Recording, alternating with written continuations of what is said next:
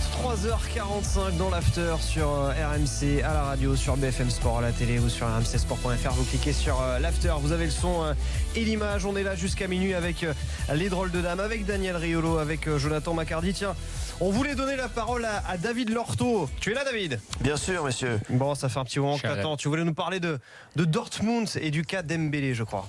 Ouais, ça s'impose vraiment. Mon avis du soir est très simple pour démarrer cette saison qui a commencé donc ce week-end en ce qui concerne le championnat de première division.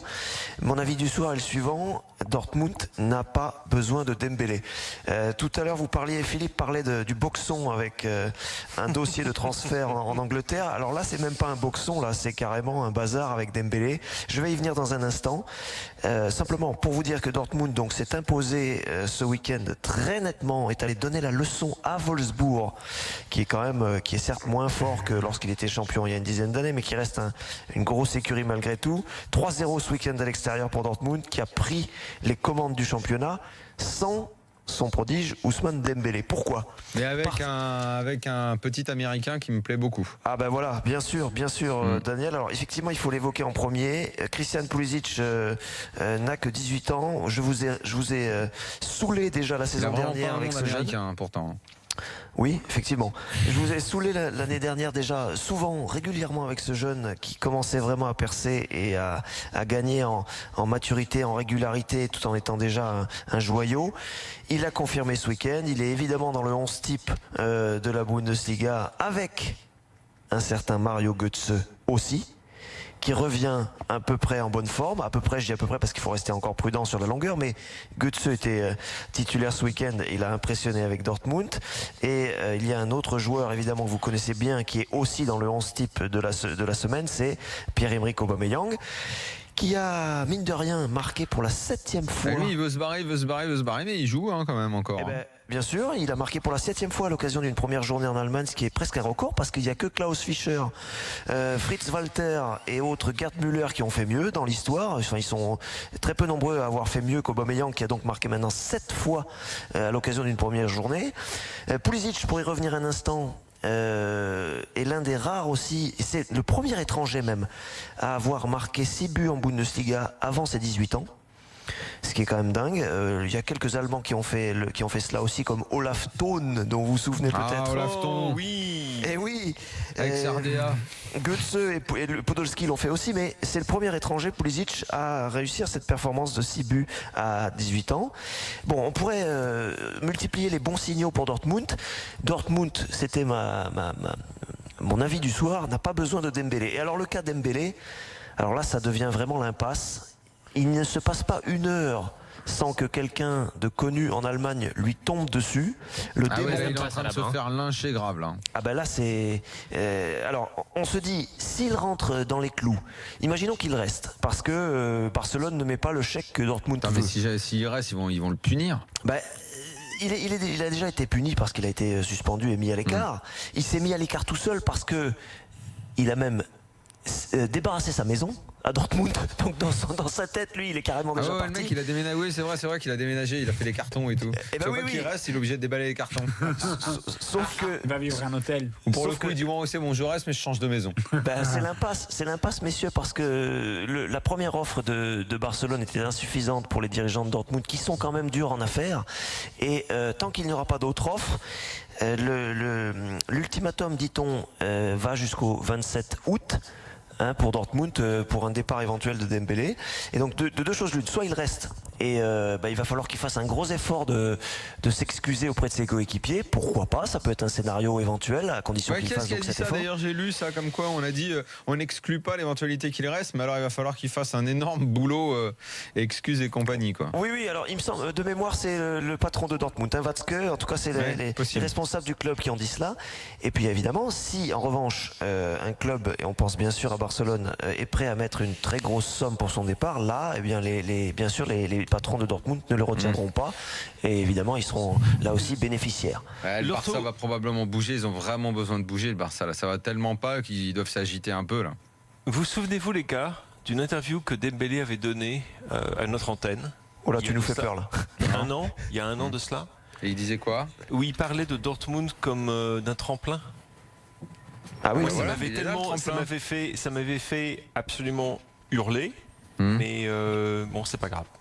Bah, c'est choquant dans la mesure où il a 20 ans et il passe un an à Dortmund, qui est quand même Il vainqueur de voulait la que Ligue ce des soit un Champions. tremplin et il a sauté plus vite que prévu. Ouais. Un tremplin, c'est pour Non, mais rebondir. non, c'est ça il faut dire ce qui est, c'est que c'est le coup de l'arroseur arrosé. J'écoutais la reprise du Moscato Show, là, Eric, très pertinent, Dimeco très pertinent là-dessus.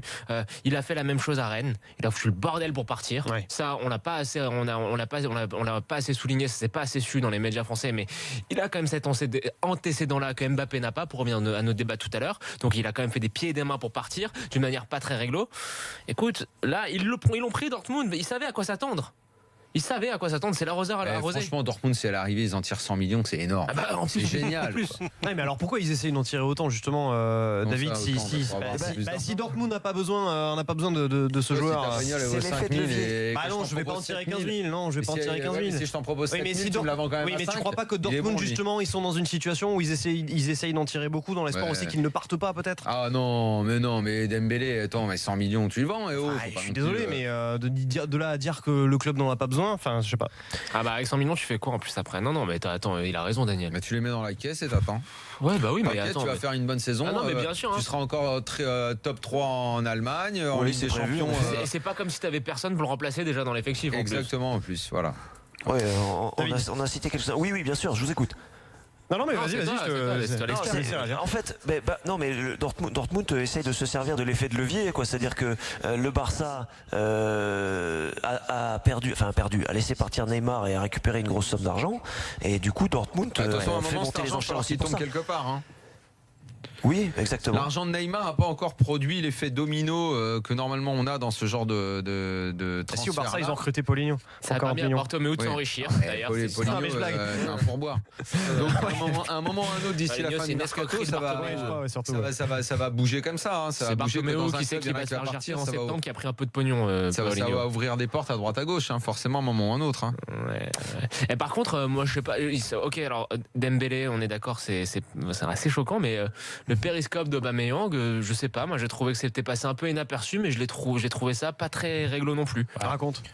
Bah, affalé sur son canapé en disant en italien. En italien Moi je veux venir, mais il faut qu'il se bouge. Je sais plus la phrase exacte, mais c'est Ah oui, je veux c'était venir, ça. mais qu'il se réveille. Il dort, mais il dort. dort, voilà. Ouais, c'était la semaine dernière. C'est vrai qu'en Italie, elle avait fait même la une des journaux. C'est-à-dire les derniers rappels de Aubameyang au Milan. Milan qui n'avait plus du tout l'intention d'aller acheter Aubameyang parce que bon, on prend Kalinic à 25 millions et Voilà, c'est Aubameyang. fini, Milan, ils vont plus prendre Aubameyang. Hein. Non, mais c'est Mais ça si fait- Aubameyang, si en ça revanche fait ils depuis perdent les longtemps, deux, ouais. s'ils perdent les deux, David, là en revanche ça peut être lourd quand même là à remplacer. Non, mais Bah, comment oui, tu oui, peux perdre Aubameyang particulièrement Personne quand qui tu va dois- mettre- La Chine. Non. Il a eu des Particulièrement- offres de Chine. Vas-y, Ouais, David. mais lui- Particulièrement Monsieur, quand tu dois jouer sur plusieurs tableaux, ce qui est d'ailleurs, on en reparlera tout au long de la saison, mais ce qui va être d'ailleurs le gros défi de RB Leipzig, qui s'est fait surprendre ce week-end, qui va arriver en Ligue des Champions. Pour Dortmund, c'est pareil, c'est-à-dire que c'est très bien d'avoir des joueurs comme Götze qui revient en forme, comme Pulisic, et on en citera d'autres dans la saison, mais il faut aussi avoir presque une deuxième équipe, quoi, quand tu veux exister en Ligue des Champions. Dortmund en Allemagne veut quand même concurrencer le Bayern cette saison. En tout Ouais. cas, c'est un discours quasi officiel. Hein. Donc évidemment, si tu peux garder un maximum de joueurs, c'est l'idéal, ça c'est Ouais. sûr. Et dis-moi David- le Bayern, on peut Attends, juste un mot sur sur le Dortmund, une Bayern. dernière question. Hmm. Il est dans quel état notre ami Marco Reus cette saison? Il est encore blessé, hein, donc Il est toujours blessé. Je crois que c'est décembre. une question. Tout le monde connaît la c'est réponse. prévu son Jack retour. Wilshere Tiens, allemand. Juste avant, Daniel. Moi, j'avais Attends, une question Attends, Bayern. il y a Nicolas qui a fait le 32-16 qui nous attend depuis un petit moment, fan de foot allemand. Salut Nicolas. Salut, bonsoir à tous. Salut Tiens, Nicolas. Nicolas. Qu'est-ce que tu voulais dire à propos de ce que nous a dit David sur Ben non, Dortmund? moi, c'était surtout parler du niveau de la Bundesliga de cette saison. Parce que, Grande pour question. moi, la Bundesliga a régressé cette saison. Elle est faible, plus faible que les autres années, je pense. Avec plus de Français d'ailleurs. Ouais, mais je pense qu'elle s'est affaiblie. Le tournant, pour moi, c'est 2013. C'est depuis que les clubs allemands ont commencé à plus miser sur le business que sur le sportif. C'est pour ça que d'ailleurs, dans des clubs comme Dortmund, vous avez beaucoup plus d'étrangers qu'à l'époque. Regardez, les trois quarts de l'équipe à Dortmund, c'est des étrangers. Il n'y avait pas ça avant. Et le fait d'avoir plus misé sur le business, la revente de droits TV qui est très bonne, etc., et de moins avoir misé sur le sportif, ben aujourd'hui, au niveau sportif, ça se ressent. Déjà la saison dernière, aucun club allemand en demi-finale de Coupe d'Europe. Ça n'était pas arrivé depuis au moins 2008. Après 2008, c'est toujours arrivé. Et là, c'est surtout que là, cette saison, ça va être terrible en Coupe d'Europe pour les clubs allemands. Fribourg qui se fait éliminer contre González, c'est que le début. Ça c'est déjà fait, oui. Oui, et puis si on compare avec les autres années, avant, chaque fois que tous les clubs allemands engagés en Coupe d'Europe, en phase de poule de Coupe d'Europe, passaient automatiquement au tour suivant, que ce soit Schalke ou Leverkusen en Ligue des Champions, ou que ce soit Gladbach ou Wolfsburg en Ligue Europa, automatiquement ils allaient toujours en 16e de finale de Ligue Europa. Là, cette saison, si Leipzig ils vont en 8e de finale de Ligue des Champions, et si Hoffenheim, Cologne et Berlin ils vont en 16e de finale de Ligue Europa, c'est miraculeux. Parce que vu le niveau sportif, ils seront chapeau 4. Les 4 équipes que je viens de citer seront chapeau 4. Alors s'ils vont au tour suivant, c'est vraiment miraculeux. Et si on rajoute le recrutement d'Offenheim qui a été nullissime, voilà. Alors donc, moi je suis pas tout à fait... pas de mauvaises perspectives. Il y a des choses intéressantes dans ce que dit Nicolas. Effectivement, je veux voir un petit peu effectivement ce qui va se passer avec les résultats des clubs allemands. Et j'ai d'ailleurs peut-être pour illustrer ça juste une question, à moins que ça m'ait complètement échappé, David, le mercato du Bayern cette année. Tolisso, d'accord. Après, qui est arrivé, tu peux nous faire un petit point là-dessus? Oui, bien sûr. Les deux qui avaient été Donc Douglas enregistrés. Costa est parti à la Juve.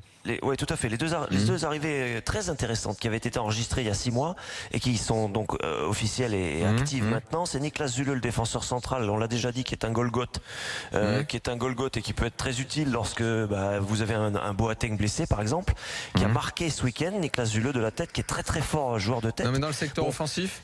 Et Sébastien Rudi aussi, un milieu de terrain, magnifique milieu de terrain relayeur. D'ailleurs, Ancelotti a aligné ce week-end un triptyque de milieu de terrain. Excusez-moi, mais j'ai pas envie de mettre mes tibias face à ces gars-là, moi. Il y avait Arturo Vidal, il y avait Sébastien Rudi et il y avait Corentin Tolisso qui n'a pas manqué de prendre son petit carton jaune. Après, dans le secteur offensif, ça n'a pas beaucoup changé. On compte sur les mêmes. C'est toujours Robben, c'est toujours Ribéry, c'est toujours Lewandowski. Après, il faut voir à quel moment l'apogée est dépassé. Thomas Müller qui est capitaine désormais, absolument. Et donc, dans le secteur offensif, là, parce que j'ai posé la question. Si tu m'avais demandé, j'aurais répondu ça, mais j'ai posé la question parce que j'ai l'impression d'avoir raté quelque chose. Donc, il n'y a pas de secteur offensif, c'est ce que tu viens de nous dire là. Oui, absolument. Ouais, je sais pas. Je trouve que c'est un peu bizarre. Merci David. Merci David. Ils ont eu Rames. Ils ont Rames. Allez, rapidement. Rames, c'est un gars qui Après, du Real. qu'il va falloir faire jouer dans ce système. Allez messieurs, on conclut. Merci David, merci Salut, Simonet, merci Philippe Auclair, Salut, notre drôle de dame d'avoir été avec nous. Merci Daniel. Après l'exploit de Merci Nice. Jonathan Maccardy. Eh oui. Nice qui jouera demain donc son barrage retour de Ligue des Champions Tu sais face que si au Nice Napoli. passe devant Naples, monsieur 20h45. mange un rat, Simonet. Moi, j'ai dit que Allez, j'ai on a fait pas le le tournement. J'ai moins 5 avant que Conor McGregor mette KO Mayweather aussi. de Nice. Allez messieurs, on verra tout ça demain dans l'after sur RMC. Très bonne soirée à tous. Ciao.